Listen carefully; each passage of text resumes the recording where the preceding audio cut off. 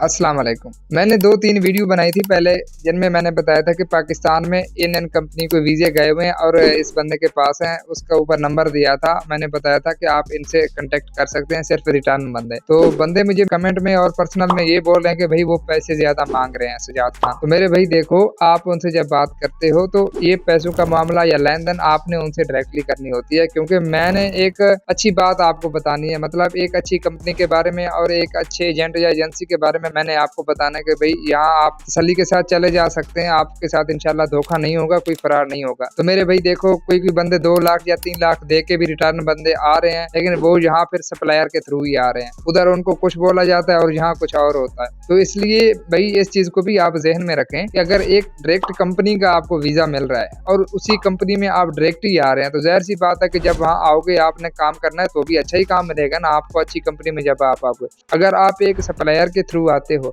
और यहाँ आके आप 4 महीने 5 महीने रूम में बैठ जाते हो, आपको काम नहीं मिलता, तो तब आप क्या करोगे? आपने चलो उधर तो 3 लाख दे दिया, जब इधर आओगे तब आप क्या करोगे? तो इसलिए मेरे भाई उधर इतनी पैसों के फोकस ना करो। अगर आप पुराने बंदे हैं, आपके पास लाइसेंस भी है, आप तो चले हुए हैं ऑलरेडी, आपको पता है। मेरे भाई देखो, अगर आप किसी रिटर्न हो, किसी अच्छी कंपनी में अगर आप आ रहे हो, तो ज़ाहिर-सी बात है वहाँ आके 1 महीने के अंदर-अंदर आपका लाइसेंस तब्दील हो जाएगा और उसके बाद आप ना गाड़ी में चल जाएँगे, यानी कि ट्रिप आपकी शुरू हो जाएँगे और आपकी इनकम शुरू हो जाएगी। अगर वही देखो, अगर आप 2 या 3 लाख थोड़े से पैसे दे के आप किसी एजेंसी के ज़रिए आते हैं किसी सप्लायर कंपनी में, वो वहाँ तो आपको कंपनी अच्छी कंपनी का बता देगा, लेकिन वीज़ा होगा किसी सप्लायर का। तब जब आप यहाँ आ जाओगे 4 से 5 महीने 8 महीने वो रूम में बिठाएगा आपको और बेसिक तनख्वाह भी ना दे, खाने-पीने के लिए भी कुछ ना दे, तब आप क्या करोगे?